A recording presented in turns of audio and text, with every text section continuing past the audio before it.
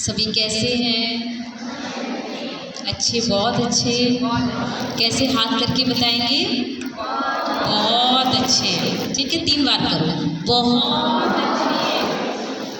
कैसे हैं? Very good. अपने लिए ताली बजाइए।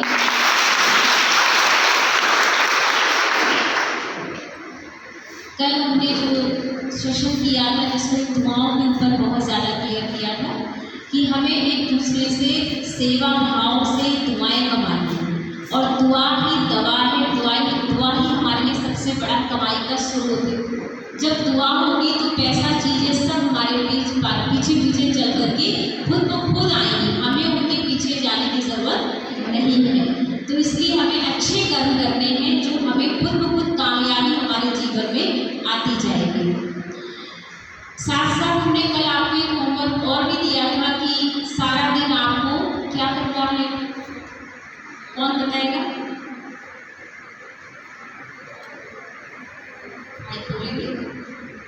बोले सभी।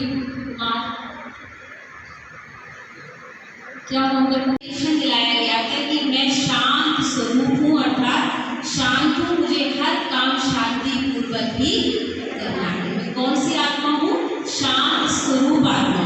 ये मेरा ओरिजिनल नेचर है। तो मुझे सारा दिन जो भी काम करूँगी वो शांति पूर्वक करूँगी, हलचल में नहीं करूँगी। किस किस ने ये होमवर्क को अटेंशन दिया वो हाथ खड़ा करें। कुछ बच्चों ने अटेंशन दिया था। चलिए, बहुत अच्छा। तो हम सबके लिए बहुत ज़रूरी है कि जितना हम रिलैक्स होकर काम करेंगे सफलता उतना ज़्यादा मिलेगी। और जब हम कोई काम हलचल में करते हैं तो हलचल में की हुई चीज़ हमेशा कुछ ना कुछ गलतियाँ हमसे होती रहेंगी।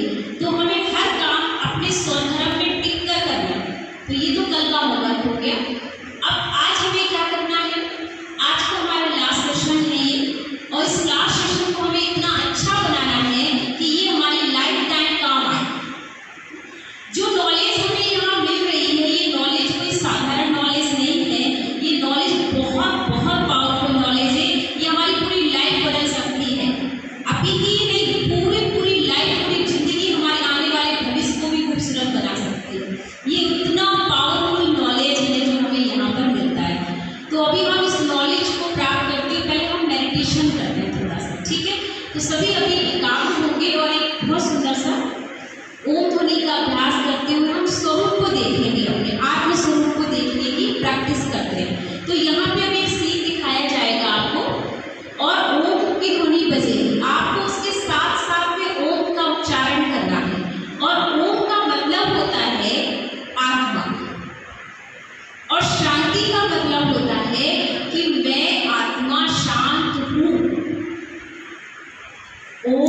शांति, ओ माना आत्मा, शांति माना मेरा स्वधर्म। तो मैं कौन सी आत्मा हूँ? शांत स्वरूप हूँ। तो इसीलिए जब हम आपसे मिलते हैं रोज आपको क्या बोलते हैं? ओम शांति। इसीलिए बोला जाता है कि हम सब शांत हैं। तो जब भी कभी मन आपका हलचल में हो, गुस्सा आए, आपको टेंशन हो रही है, उस बीच में अपने आप के साथ क्या बोलना है? ओम शांति, ओम शांति। मतलब खुद को रियलाइज कराना है मैं शांत हूँ, मैं शांत हूँ, ये मेरा ओरिजिनल नेचर है, मुझे रिलैक्स होना है, मुझे शांत रहना है। तो जैसे जैसे मैंने ये चिंतन किया और यहाँ पे पॉइंट ऑफ लाइट पे अपने पूरे माइंड को यहाँ फोकस कर दिया, तो उस वक्त मेरी चारों तरफ की जो भी टेंशन है, जो भी बातें हैं, वो सब क्या हो जाएंगी? वो भी रिलैक्स हो जाएंगी और मैं अपने काम पर फोकस कर सकूंगी। मुझे वो टेंशन नहीं होगा उस बात को सोच करके। तो जब भी आपको ऐसा लगे तो आपको क्या फोकस करना है? मैं कौन हूँ? मैं शांत हूँ। और क्या यहाँ पे फील करना है जैसे अर्जुन ने चिड़िया की आंख में क्या देखा? उस छोटे से पुतले को जो आंख का जो हमारा होता है पॉइंट, तो उसको देखा, उस पर पूरा फोकस था कि ये पॉइंट पर ही मुझे देखना है। उनका ना चिड़िया पे ध्यान था, ना चिड़िया के पास जो क्या पेड़ था या पत्ते थे, किसी चीज का फोकस नहीं था। उनका फोकस कहाँ था पूरा? और हमारा फोकस कहाँ होना चाहिए? इनका चेहरा कैसा है यहाँ होना चाहिए, इनके बाल कैसे हैं, ये कपड़े कैसे पहने हैं, ये चल कैसे रहे हैं, ये देख कैसे रहे हैं। कहीं हमारा यहाँ वहाँ फोकस तो नहीं है? अगर है तो इसका मतलब है हम अर्जुन जैसी पावर हमारे पास फोकस माइंड नहीं है। ठीक है, अगर है तो आपका फोकस कहाँ होना चाहिए? बस यहाँ। किसको देखना है? एनर्जी को। हमारा पूरा ध्यान यहाँ। तो मेडिटेशन माना जिसका पूरा ध्यान यहाँ एकाग्र हो गया, चलते फिरते, खाना खाते, काम करते, उसे पूरा फोकस है कि मैं कौन हूँ? I am soul but not body. बार बार हमने ये फील किया तो आप देखेंगे कि आपकी जो सोल पावर की जो एनर्जी है वो आपकी बॉडी को इतनी पावरफुल बना देगी कि आप कोई भी बात टेंशन वाली आप पर हैवी नहीं हो सकती और आप उस बात को ऐसे ही क्रॉस कर देंगे। तो चलिए अभी प्रैक्टिस करते हैं। इसमें पूरा लगा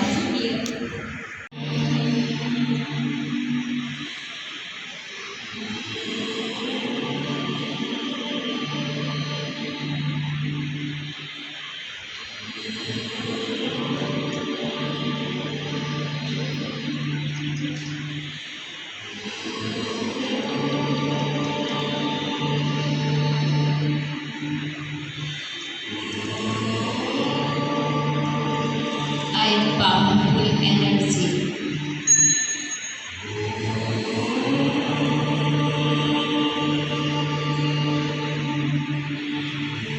I love energy.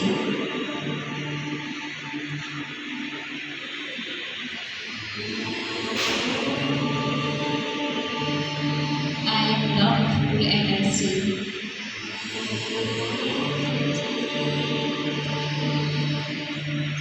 I am knowledgeful energy.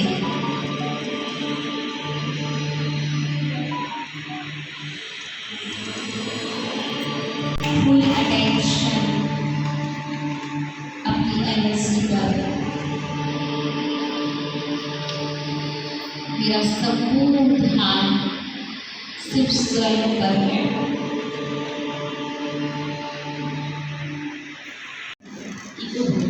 कि जब भी कोई प्रॉब्लम आती है तो प्रॉब्लम में वो क्रिएट कैसे हुई है उसकी घर में आ जाती तो कहते फिर अकेला छोड़ दो। ये बाद में सोचने समझने की अब स्थिति में नहीं है। ये थोड़ी देर बाद जब ये रिलैक्स हो जाएगी तो इन्हें खुद समझ में आएगा कि इन्हें क्या करना है और क्या नहीं करना है। तो हमारे जीवन में भी इतनी सारी जो प्रॉब्लम्स आती हैं उन प्रॉब्लम का सोल्यूशन बाहर कहीं नहीं होता है, पर हम बाहर के लोगों से पूछते रहते हैं आप बताएंगे क्या, आप बताएंगे, आप बताएंगे मेरी प्रॉब्लम ये है, मैं क्या करूँ, मैं क्या करूँ, मुझे समझ नहीं आ रहा है। क्यों नहीं समझ में आ रहा है? कि मेरा मन उस बात को सोच रहा है, मैं उस प्रॉब्लम में बहुत ज़्यादा इन्वॉल्व हो चुकी हूँ और इसीलिए मुझे समझ नहीं आ रहा है कि मैं क्या करूँ। मेरे सोचने समझने की बुद्धि काम नहीं कर रही। लेकिन जब कोई दूसरा मुझसे कहता है कि मेरी प्रॉब्लम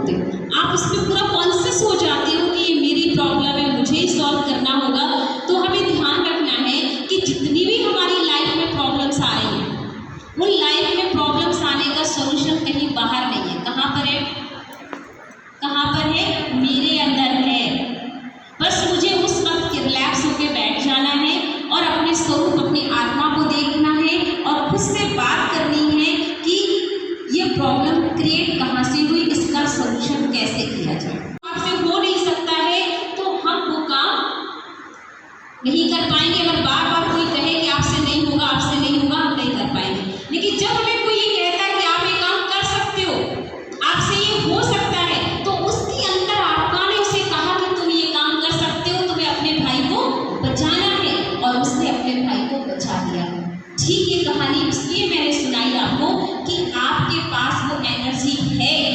इसके लिए कोई बड़ा छोटा या कोई बहुत महान या बहुत पढ़ा लिखा होने की जरूरत नहीं है, बस अपनी ऊर्जा को जगाने की जरूरत है। तो आप सब कुछ मत करिए, अपने अंदर की ताकत को पहचानिए, अपने अंदर की ऊर्जा को पहचानिए। और जब आप अपने अंदर की ऊर्जा को पहचानेंगे, जब आप अपने अंदर की ऊर्जा को समझ पाएंगे, तो आपको ये समझ में आएगा कि मेरे पास भी बहुत बहुत पावरफुल ऊर्जा है और मैं जो चाहे वो कर सकती हूँ।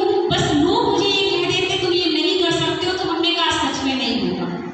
कोई कुछ भी कहे तुमसे होगा या नहीं होगा, पर मेरा दिमाग क्या कह रहा है कि मैं ये काम कर सकती हूँ, मेरे पास पावरफुल एनर्जी है, तो 100% मुझे उस काम में सफलता मिलनी ही है। तो आज से आप ठान लीजिए, जिस लक्ष्य को लेकर के आप यहाँ पहुँचे हैं, आप जो स्टडी कर रहे हैं, उसमें मुझे सफल होना ही है। मैं ये काम कर सकती हूँ, चाहे मेरे पास खूबसूरती ना हो, चाहे मेरे पास पैसा नहीं है, चाहे मेरे पास कोई सोर्स नहीं है, मेरा माइंड अच्छा नहीं है, कुछ भी हो, लेकिन अगर मैंने यहाँ सोच लिया कि मैं ये कर सकती हूँ, तो हर काम, ये नेचर जो है ना, वो मेरे अकॉर्डिंग, मेरे अनुसार कायनात लगा देगी चारों तरफ से, और मेरी काम में पूरी सफलता की शिद्दत के साथ मेरा साथ देगी। बस मुझे अपने अंदर की विल पावर को स्ट्रॉन्ग करने की ज़रूरत है। तो आज से आपको प्रॉब्लम का फेस करने के लिए क्या ध्यान रखना है कि किसी की भी बातों में प्रभावित होकर कान बहरे करो। कान क्या हो जाए मेरे? कोई भी मेरे बारे में नेगेटिव बोल रहा है, मुझे सुनाई देता ही नहीं है। कोई कहता आप इतने बुरे हो, इतने जैसे हो वैसे हो, मुझे कहना मैं तो बहरी हूँ, मुझे सुनाई नहीं पड़ता। लेकिन कोई मेरी तारीफ करे, अच्छा करे, तो सुनो, जो मेरे लिए यूजफुल है। नहीं है तो मुझे सुनते हुए भी सुनना नहीं है, क्योंकि रोज रोज अगर आप अपने बारे में गलत सुनोगे, गलत सोचोगे, गलत बोलोगे, एक ना एक दिन आप पर वो प्रभाव अवश्य ही पड़ेगा। तो आपको रोज ये सोचना है कि मैं हर काम कर सकती हूँ, मेरे से ये काम 100% होना है, ये हुआ ही पड़ा है, प्रॉब्लम बड़ी नहीं है, प्रॉब्लम को मैंने क्रिएट किया है और उसका सॉल्यूशन भी मेरे पास है और उसे सॉल्व मुझे करना ही है। आप अपनी दृढ़ता के साथ ये काम करिए, सफलता आपके कदम चूमने आ जाएगी। तो हर मुश्किल का हल होगा, आज नहीं तो कल होगा, ठीक है? घबराना नहीं है, कोई मुश्किल बहुत बड़ी बात नहीं है। बड़े बड़े लोग जितने भी महान बने हैं, पहले उन्होंने प्रॉब्लम का फेस किया है, और जो प्रॉब्लम का फेस करेगा वही महान व्यक्तित्व पर एक रूप लाकर समाज के सामने खड़ा होता है, और उसी को लोग सलाम करते हैं। पहले लोग आपके बारे में बुरा भला बोलेंगे, ये ऐसे है वैसे, इनसे कुछ नहीं होना है, लेकिन एक ना एक दिन आपका पुरुषार्थ आपको सफलता दिलाएगा। और वही लोग जो आपकी बुराई करते हैं, एक दिन वही आपकी तारीफ करेंगे या नहीं करेंगे? जब आप कुछ बन जाओगे, आप कुछ कर जाओगे, वही लोग कहेंगे देखो ये कौन, वो जा रही है ना, वो आपकी सलाम करेंगे आपके आगे।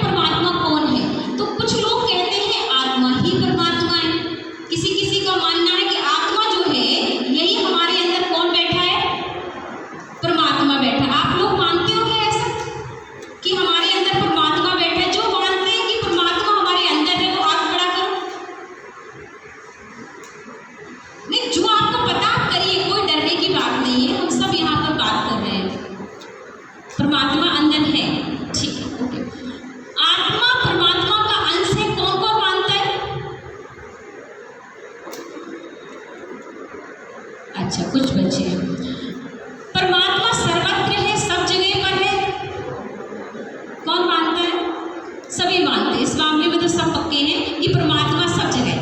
ओके, परमात्मा सबके हृदय में निवास करते हैं। कौन कौन मानता है?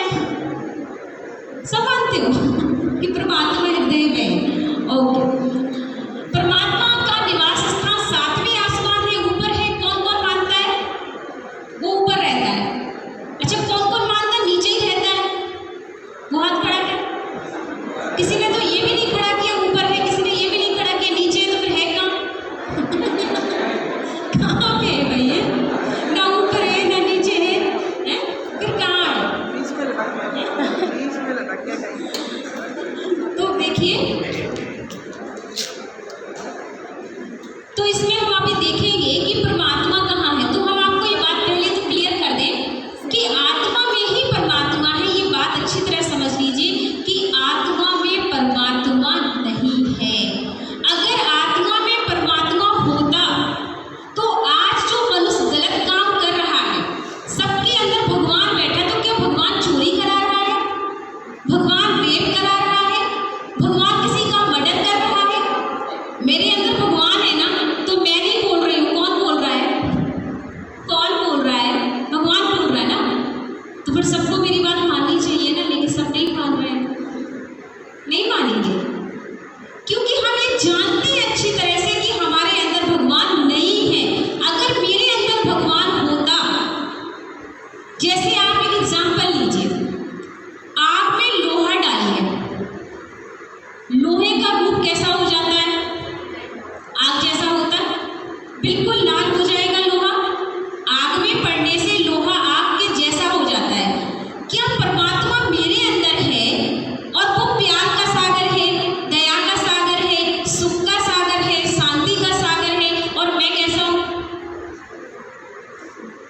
गुस्से का सागर, नफरत का सागर, ईर्ष्या का सागर।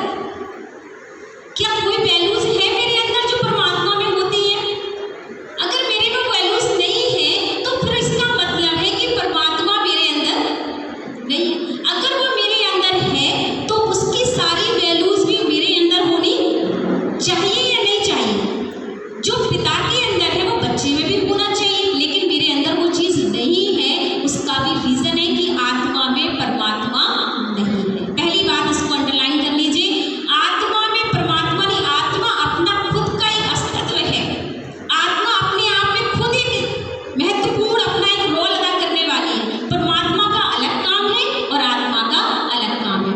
परमात्मा एक है और आत्मा अनेक है। जितने भी लोग बैठे हैं सब कौन है? ये परमात्मा हो, सारे परमात्मा तो नहीं बैठे हो। कौन बैठे हो? सब आत्माएं बैठे हो। तो ठीक है, हमारे अंदर कौन है? आत्मा। क्लियर हो गया सभी को कि आत्मा में परमात्मा नहीं है। अगर मेरे अंदर भगवान होता तो मैं गलत काम कभी नहीं करता, और अगर मेरे से गलत हो रहा है इसका मतलब मेरे में भगवान नहीं बैठा है। फिर आप कहेंगे दीदी इतनी सारी जो बातें सुनी है दुनिया में कि भगवान अंदर है, वो सब कुछ देख रहा है, फिर वो कैसे है? तो हम आपको आगे क्लियर करते हैं। आत्मा परमात्मा का अंश है। जिसने कहा था ये हाथ खड़ा करके, तो वो सुन ले कि आत्मा परमात्मा का अंश नहीं है, वंश है। जानते हो वंश क्या होता है? वंश माना संतान, अंश माना पार्ट, शरीर का उनका कोई टुकड़ा।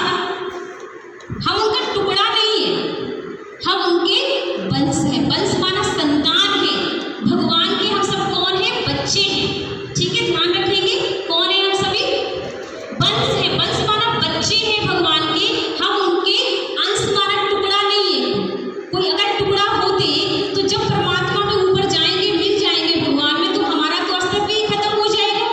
जैसे पानी है, पानी में एक बुदबुदा उठ रहा है और पानी में ही बुदबुदा उठा और वो वहीं पर बराबर समा गया, तो बुदबुदे का कोई अस्तित्व है? अस्तित्व है? नहीं है। क्यों? क्योंकि वो पानी से बना और पानी में ही समा गया। आत्मा परमात्मा से टुकड़ा निकला और उन्हीं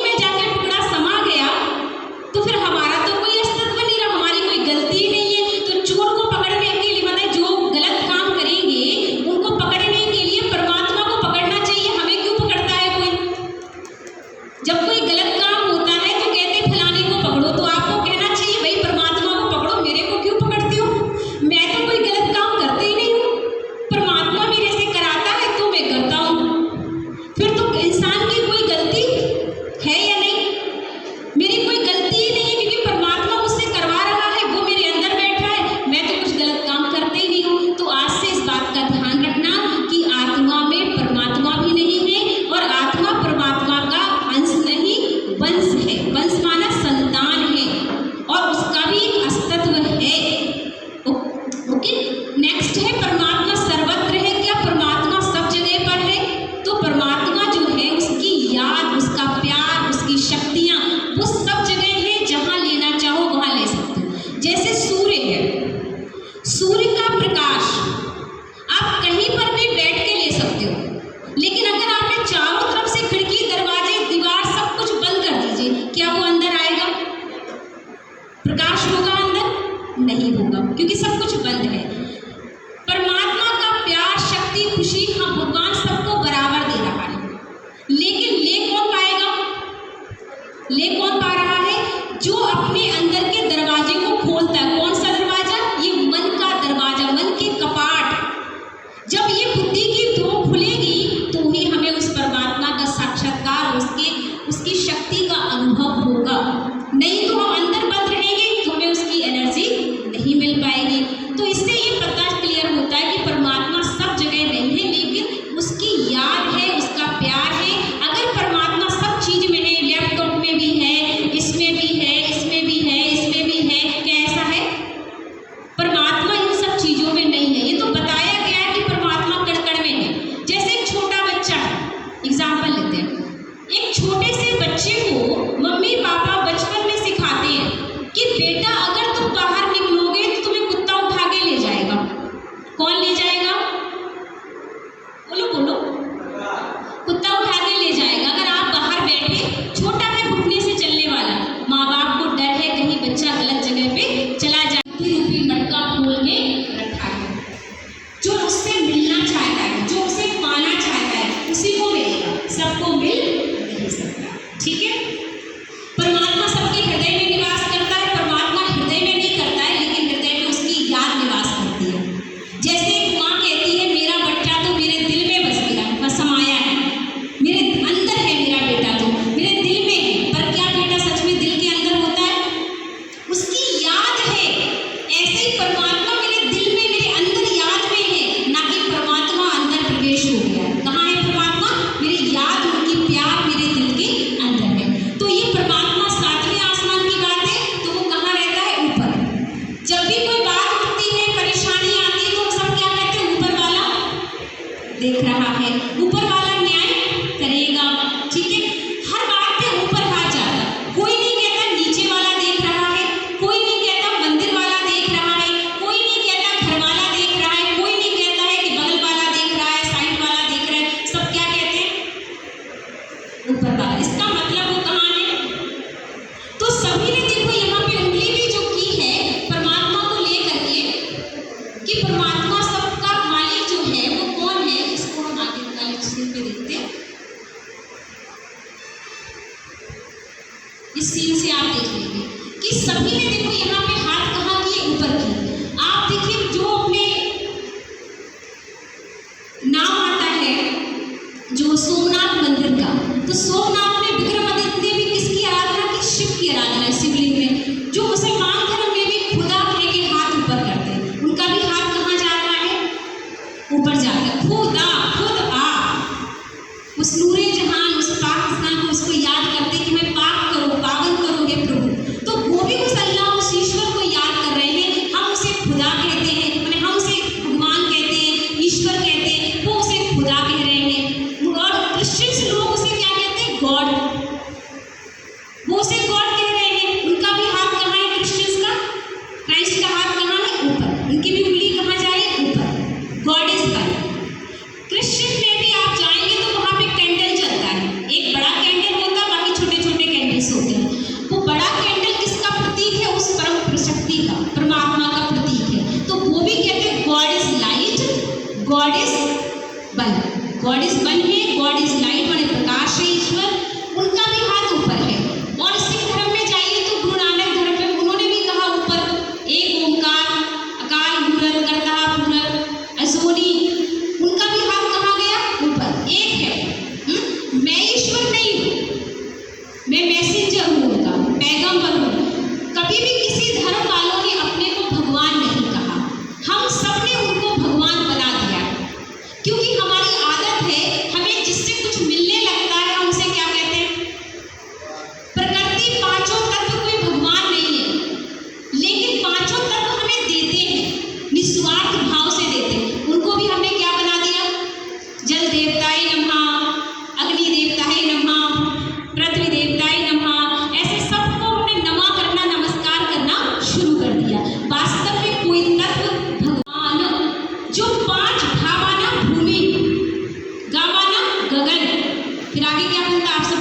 सकते हो। पूरे कुछ आप लगाइएगा, पांचों तत्वों से जो परे है उसे भगवान कहते हैं, और जो शरीर के तत्वों में है उसे भगवान नहीं कहा जाता है।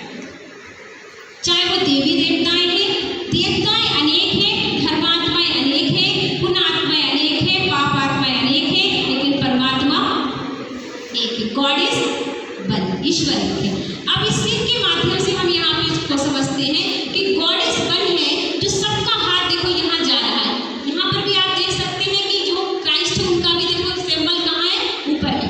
यहाँ पर भी वन धर्मों में जाएंगे, यहाँ हिंदू धर्म का है, ये यहाँ पर जो उनका गुरु नानक वालों का है, या मुस्लिम, सब धर्म को देखिए आप, सबका उंगली कहाँ जा रही है, उस पॉइंट ऑफ लाइट। यहाँ पे आप देखिए कौन है, यहाँ पे गॉड इज वन, ईश्वर एक है। सभी का हाथ जब उस परमात्मा की ओर जाता है, और परमात्मा दिखता कैसा है, तो आप इसको देखिए, जो शिवलिंग आप मंदिर में देखते हो, मंदिर में जो शिवलिंग है 12 ज्योतिर्लिंगम, तो ये द्वादश ज्योतिर्लिंगम जो हम देखते हैं, अमरनाथ, बद्रीनाथ, रामेश्वरम, ऐसे कई सारे नामों से, ये सभी उस परम शक्ति परमात्मा का ही यादगार है। और इसीलिए हर जगह पे देखा होगा आपने, शिव की जो है छोटी सी पॉइंट ऑफ लाइट बिंदी होती है बीच में, तो ये जो पॉइंट जल रहा है आप इसे देखिए यहाँ पर, ये परमात्मा शिव का यादगार वो ज्योति बिंदु निराकार है। लेकिन लोगों की भावनाएं बहुत ज्यादा है, और भावनाओं को अर्पित करने के लिए लोगों ने परमात्मा को एक शिवलिंग की आकृति दी है, और उस आकृति में लोग जाकर अपने फूल, फल, दूध जो भी चढ़ाना चाहते हैं, खिलाना चाहते हैं, वो भगवान को अर्पण करते हैं। वास्तव में परमात्मा निराकार है, ज्योति बिंदु स्वरूप है, वो ऐसा है, नहीं आप यहाँ पे ऐसा है, प्रकाश का पुंज है। अब वो ज्योति जो अंडाकार आकृति है, उसी आकृति को उन्होंने शिवलिंग का रूप दे दिया है, और उस शिवलिंग के रूप से लोग उनका ध्यान करते हैं। वास्तव में वो है कैसा, ज्योति बिंदु प्रकाश। जैसे आत्मा है वैसा हमारा परमपिता परमात्मा है। आत्मा को हम देख नहीं सकते, परमात्मा को हम देख नहीं सकते, हम दोनों को महसूस कर सकते हैं। क्यों? क्योंकि वो इन शरीर के 5 तत्वों से परे है, और 5 तत्वों वाला व्यक्ति उसे देख नहीं सकता, उसे टच कर नहीं सकता, लेकिन हम उसे अनुभव अवश्य कर सकते हैं, उससे प्राप्ति अवश्य कर सकते हैं। और उसे देखने के लिए हमें कौन सा नेत्र खोलना पड़ेगा, आत्मा का तीसरा नेत्र। ये 2 आंखें तो हमारे पास है, लेकिन 2 आंखों के बाद तीसरी आंख कौन सी है हमारी, ये। इस तीसरी आंख को अगर हमने खोल लिया तो हम परमात्मा को देख पाएंगे, उसे महसूस भी कर पाएंगे, और उससे जो पाना चाहते हैं वो हम पाना भी, प्राप्ति भी कर पाएंगे। तो यहाँ पे दिखाया कि सभी धर्म वालों ने जो है एक ही कहा कि विश्व का जो उपासना करने वाला वो निराकार परमात्मा ज्योति बिंदु स्वरूप है, और उसे सभी धर्म वालों ने स्वीकार भी किया है। पीछे एक बार और देखते हैं, परमात्मा के बारे में कुछ मान्यताएं हैं, इसको देख लेते हैं कि परमात्मा को हम कहते हैं कि परमात्मा अगर सभी है, तो परमात्मा को जो उसे हम स्वीकार करेंगे जो सर्वमान्य हो, जिसे सभी धर्म वाले स्वीकार करें, उसे क्या कहा जाएगा, परमात्मा। जिसे सभी मान लें, जिसे सभी धर्म वाले कहेंगे ये भगवान है, हम उसे कहेंगे ये परमात्मा है। जो सर्वोच्च हो, जो सबसे ऊंचा हो, उससे दुनिया में कोई ऊंचा ना हो, तो परमात्मा के लिए कहा जाता है ऊंचा तेरा नाम, ऊंचा तेरा धाम, और ऊंचा तेरा काम। तो परमात्मा सबसे ऊपर है। फिर कहा सबसे न्यारा हो, जिसका ना कोई माता पिता हो, ना जिसका कोई शिक्षक हो, ना जिसका कोई गुरु हो, वो सबका माता पिता हो, वो सबका शिक्षक हो, सबका गुरु हो, और वो परमात्मा सबसे ऊपर है। ना उसका कोई माता पिता है, ना उसका कोई गुरु है, ना उसका कोई शिक्षक है। क्या है? शिव। क्या नाम है? शिव। हम बाबा उसे इसलिए कह देते हैं क्योंकि बाबा माने जो पिताओं का पिता, पिताओं का पिता, पिताओं के पिता, उसको क्या कहते हैं? बाबा कहते हैं ना। हर में तो अक्सर लोग बाबा ही बोलते हैं। पिताजी के पिताजी को क्या बोलते हैं? बाबा।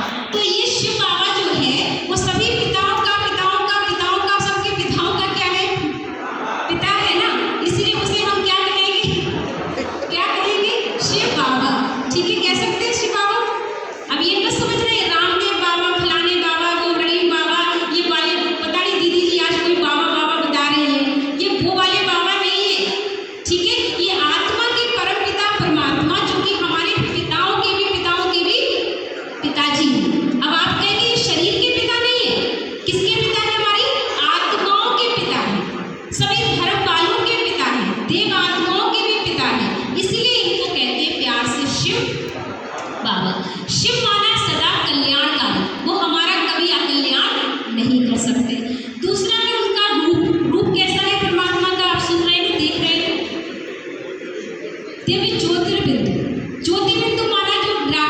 प्रकाश का पुंज है।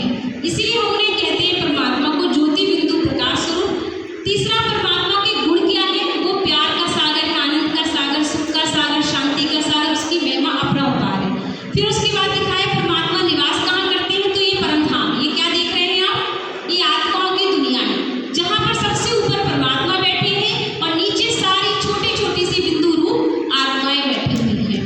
फिर यहाँ दिखाया गया परमात्मा का कर्तव्य क्या है, कलयुग को सतयुग बदलना। इस समय जो कलयुग आप देख रहे हैं, इस कलयुग को सतयुग सुखमय दुनिया बनाना, ये किसी मनुष्य के हाथ में काम नहीं है। ये कौन कर सकता है?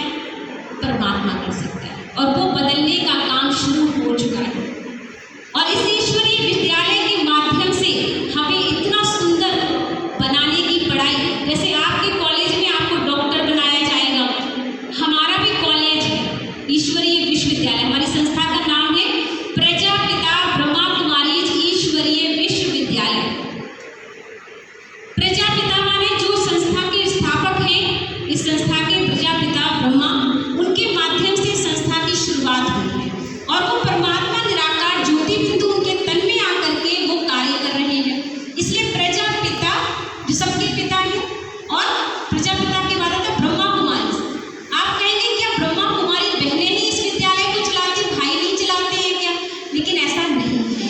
परमात्मा ने बहनों को इसलिए आगे रखा है यहाँ पे, क्योंकि पहले की जो स्थिति थी 1937 में, बहुत ज़्यादा दयनीय स्थिति थी महिलाओं की। इसीलिए महिलाओं की पावर को बढ़ाने के लिए उन्होंने महिलाओं को यहाँ पे आगे सीट पे बिठाया और सबको सहयोगी बना करके ये बड़ा सा कार्य किया। आज पूरे विश्वविद्यालय में सबसे ज़्यादा बहनें हैं, और बहनें मिल करके पूरे विश्वविद्यालय को, आज पूरे विश्व में नंबर 1 का काम अगर कोई कर रहा है विश्व परिवर्तन का, तो वो ईश्वरीय विश्वविद्यालय है। और ऐसे काम कैसे कर पा रहा है? क्योंकि यहाँ पे सबकी पावर को जगाया जाता है, सबकी पावर को बाहर निकाला जाता है, और वो करने वाला कौन है? परमपिता परमात्मा। तो ब्रह्मा कुमारी माने जिन्होंने कुमार्ग का त्याग किया, बुराई का त्याग किया, ऐसी बहनों को परमात्मा ने यहाँ निमित्त बनाया है। फिर उसके बाद है ब्रह्मा कुमारी ईश्वरीय विश्वविद्यालय।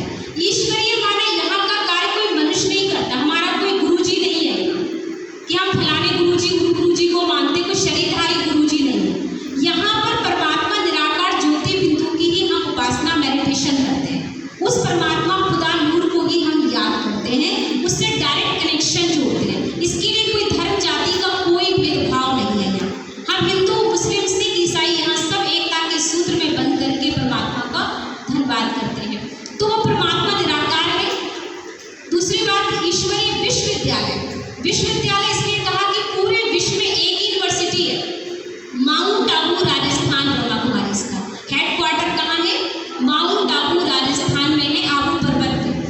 और बहुत ही सुंदर स्वर्ग है दुनिया का। आप सब कभी टूरिस्ट पे घूमने जाओगे ना, तो अपने मम्मी पापा के साथ या किसी के साथ जरूर जाइएगा। बहुत अच्छा घूमने का स्थान है, पहाड़ी इलाका है, झीलें हैं, और एक बहुत अच्छा ब्रह्मा कुमारी का एक स्वर्ग बना हुआ है। एकदम फरिश्ते दिखाई देंगे आपको वो दुनिया में, अलग दुनिया है वो बिल्कुल।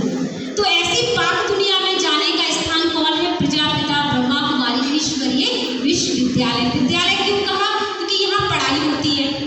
अब आप हम बात पे आ जाते हैं कि यहाँ पढ़ाई किस चीज़ की होती है। तो यहाँ पर पढ़ाई होती है कि हे नर ऐसी करनी कर सो नारायण पर, हे नारी ऐसी करनी कर सो लक्ष्मी। अर्थात कि यहाँ पर देवतुल्य जीवन बनाने की पढ़ाई पढ़ाई जाती है। यहाँ पे क्या बन सकते हैं आप? देवता जैसे बन सकते हैं। ठीक है, आपके स्कूल में डॉक्टर बन सकते हो, कहीं वकील बन सकते हो, कहीं जो इंजीनियर बन सकते हो, लेकिन यहाँ आप क्या बन सकते हो? देवता बन सकते हो। देवता का मतलब ये नहीं कि कोई वैसे कपड़े पहन करके आप ऐसे तैयार हो जाएंगे, ऐसा नहीं। देवता माना देवता माना देने वाला। ठीक है, देने वाला माना हम इतना भरपूर यहाँ हो जाते हैं कि हम लोगों को देने लगते हैं। हम उसे ऐसा हाथ नहीं करते हमें दो, हम क्या करते हैं? देवताएं कैसे हाथ करते हैं? ऐसे। ठीक है, ऐसे करते हैं ये लक्ष्मी जी ऐसे। ठीक है, तो बहनें करेंगी ऐसे और भाई करेंगे ऐसे। ठीक है, तो देंगे सभी। देना क्या देना है? प्यार देना है, खुशी देनी है, शांति देनी है, सम्मान देना है। जो कुछ मेरे पास है मुझे सब कुछ लोगों को देना है, देना है, देना। अब आप कहेंगे दीदी खुद ही ना हो अपने पास तो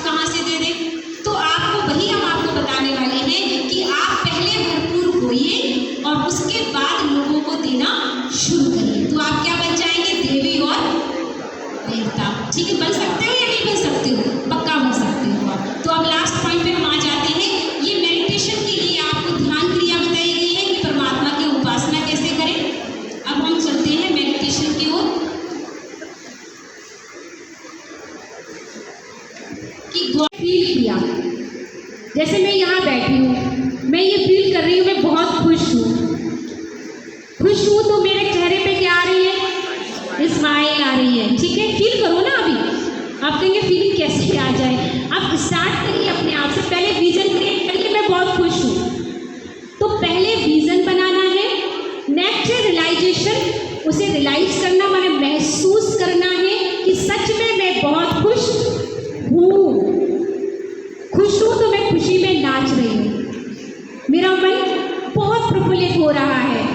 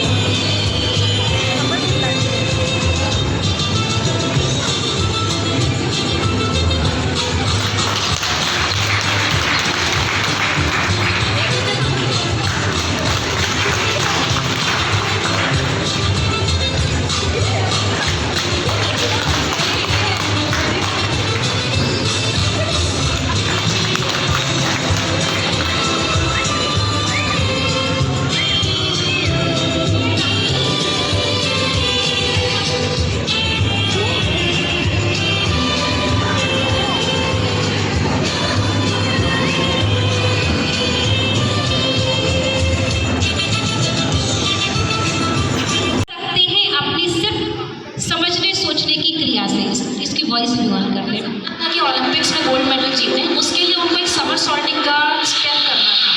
अब वो करने की उन्होंने काफ़ी फिजिकली कोशिश करी, आप देख रहे हैं कि वो नहीं कर पा रहे हैं। उनको वापस घूम कर जो रॉड है उसको पकड़ना है, लेकिन रिपीटेड प्रैक्टिस करने के बाद भी वो ये ऐसा नहीं कर पाए।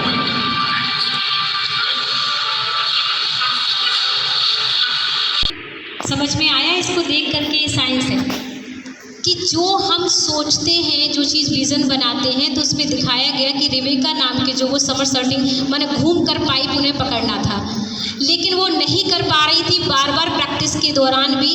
पर वो कैसे कर पाई? जब उनके कोच ने उनको समझाया कि आप उसके लिए मन में विज़न बनाइए, कि आप उस चीज़ को देखिए कि आप उसे कर पा रही हैं, बार बार सोचिए। और जैसे जैसे उन्होंने बार बार उसको मन के अंदर पहले ही तैयारी कर ली, और उसके बाद जब वो करने गई तो एक बार में ही वो काम उनके लिए संभव हो गया। अब आप कहेंगे कैसे हो गया? उसके लिए आपको एग्जाम्पल दिया गया कि हमारा दिमाग के अंदर एक जो गैप है, वो जब हम कोई भी सिग्नल अपनी बात पहुंचाना चाहते हैं तो बार बार अगर कोई काम करते हैं तो वो हमारा दिमाग उस चीज़ को एक्सेप्ट कर लेता है। और जब वो रास्ता पाथवे बन जाता है, जैसे कोई रोड हो और उस रोड पे अगर बार बार आप निकलते जाइए, कभी फिर साइकिल निकलेगी, फिर मोटरसाइकिल निकलेगी, फिर गाड़ी निकलेगी, और एक दिन गवर्नमेंट की नज़र पड़ गई तो वहाँ बढ़िया रोड भी बन जाएगा। ठीक है, ऐसे ही हमारे मन के विचार हैं। शुरुआत आपको पहले जंगल में अकेले ही करनी पड़ती, क्योंकि बहुत बड़ा जंगल है, यहाँ बहुत विचार हैं, बहुत बातें हैं, लेकिन उन बातों में से डिसाइड आपको करनी है कि कौन सी बात आपको पूरा करना है। तो बार बार आप करते रहिए, चलते रहिए। एक दिन रास्ता स्मूथ हो जाएगा, जो वहाँ पे पहाड़ का दिखाया कि कैसे वो दोनों पहाड़ को बीच में उन्होंने रास्ता बना लिया और उनके लिए वो चलना फिर ईजी हो गया। तो ऐसे ही रास्ता कौन बनाएगा? यहाँ पे हम बनाएंगे ना, हमें अपना रास्ता खुद बनाना होगा। तो मेडिटेशन, राजयोगा भी क्या है? प्रैक्टिस। एक दिन में आप योगी नहीं बन जाएंगे, आपको क्या करना पड़ेगा? प्रैक्टिस करनी होगी। अभी हम बस 5 मिनट प्रैक्टिस करेंगे, उसके पश्चात हमारे बीच में बहुत ही अच्छे एक बहन पहुँचे हुए हैं जो कि बहुत अच्छे हरदोई से हैं और बहुत अनुभवी हैं। तो उनके माध्यम से कुछ अनुभव, कुछ अच्छी शुभकामनाएँ हम इस प्रोग्राम के बारे में सुनेंगे।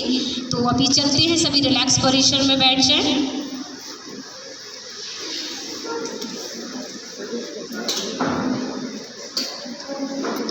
सभी रिलैक्स हो जाएं।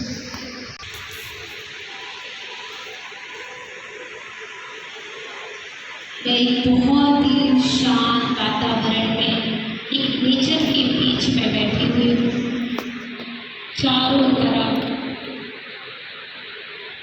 प्रकृति के 5 तत्व अपने बहुत सुंदर स्वरूप में है।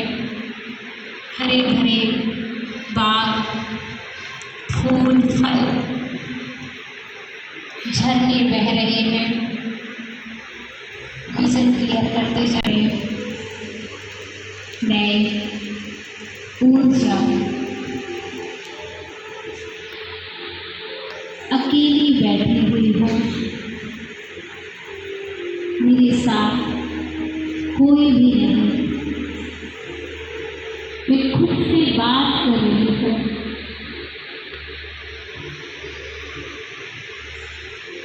कि मैं कितनी शक्तिशाली ऊर्जा हूँ। मैं मास्टर सर्वशक्तिवान हूँ, मैं मास्टर सर्वशक्तिवान हूँ। मैं सब कुछ मेरे साथ अच्छा ही होगा, मेरे साथ सब कुछ अच्छा ही होगा, क्योंकि गॉड फादर मेरे साथ है। मेरे साथ सब कुछ बहुत अच्छा ही होगा, गॉड फादर मेरे साथ है। अब बिल्कुल मन को शांत करके बैठ जाएं और अपनी आत्मा को फीड करें।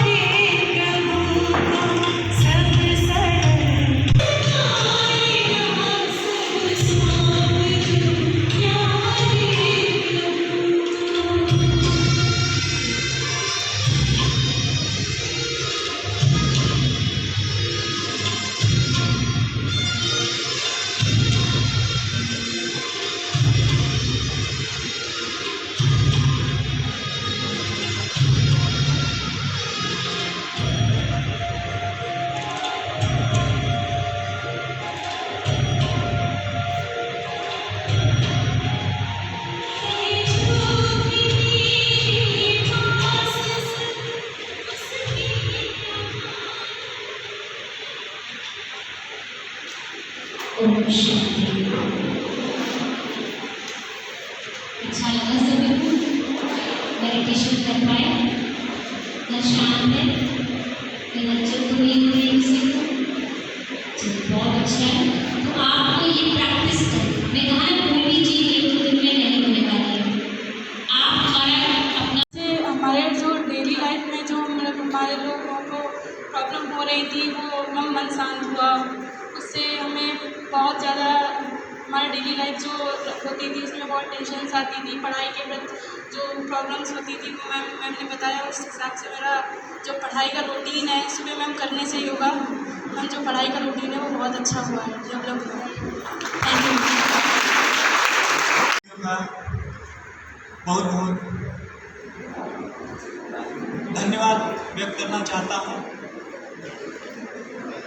आपने जो बताया 3 दिन में सिखाया आप लोगों को, इससे जो हमारी बॉडी है बिल्कुल रिलैक्स फील करती है। अगर हम मेडिटेशन डेली करेंगे, ज़्यादा भी नहीं करना है, 10 से 15 मिनट करना है, तो उससे जो हमारा मन है बिल्कुल पूरे दिन शांत रहेगा। अगर हमारा मन शांत है तो हम किसी भी कार्य को करने में बहुत अच्छी तरह से सफल होंगे।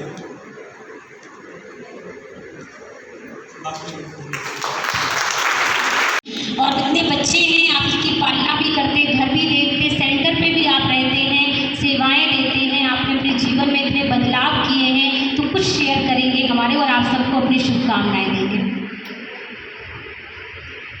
ओम शांति। पहले तो मैं दीदी का धन्यवाद करूंगी जिन्होंने मुझे इस लायक समझा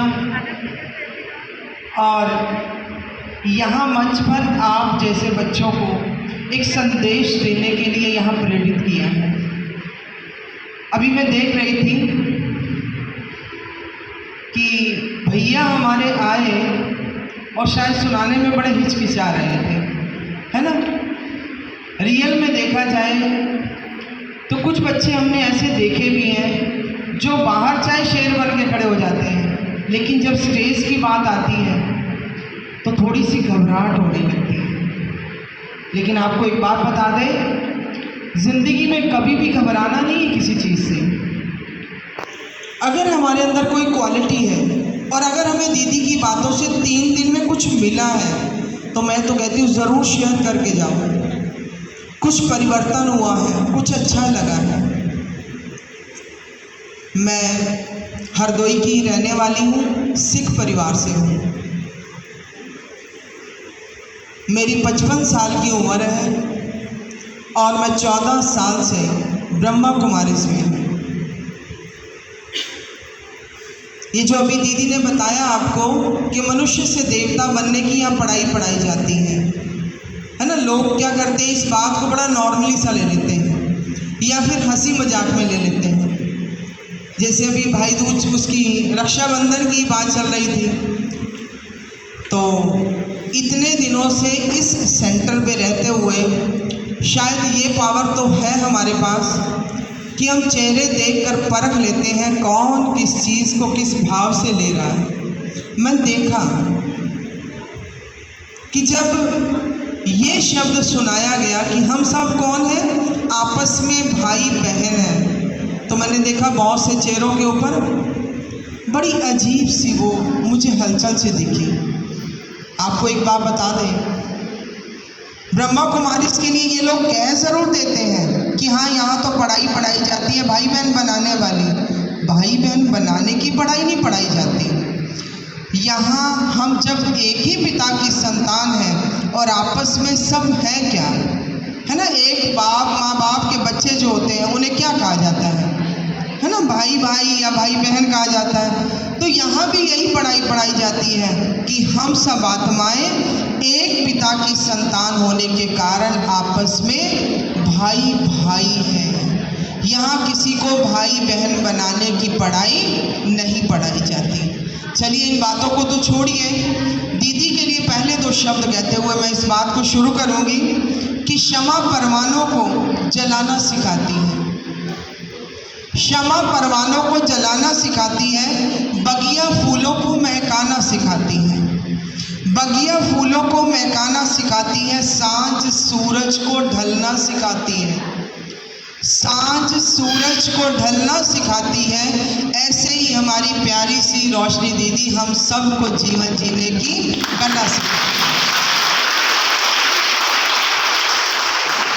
मैं बहुत ही भाग्यशाली हूँ। आज से 14 साल पहले मेरा आपके यहाँ आश्रम पे आना हुआ।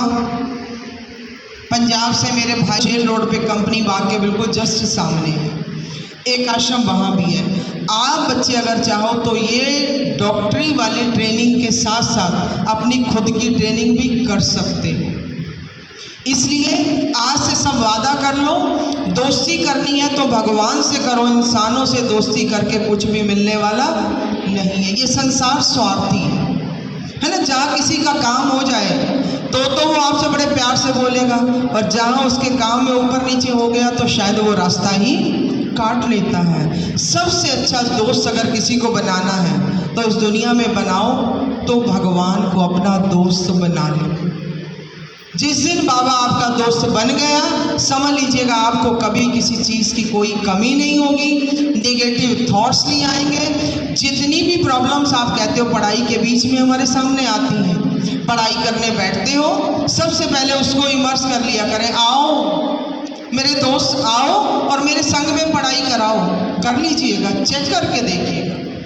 आज हम कुछ भी करते हैं, हम नहीं करते, हम तो स्पष्ट कह देते हैं। मैं तो इवन स्कूटर पे भी बैठती हूँ तो मैं तो स्पष्ट कह देती हूँ, चलाऊंगी मैं नहीं, चलाना आप ही, मैं तो सिर्फ सवारी बन के तेरे पीछे बैठूंगी। और आज वो बाबा बड़े प्यार से हमें चला रहा है और ऐसे ही चलाता रहेगा।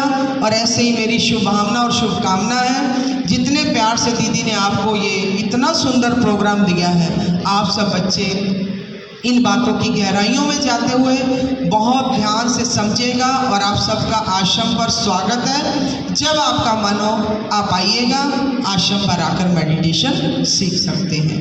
ओम शांति, ओम शांति।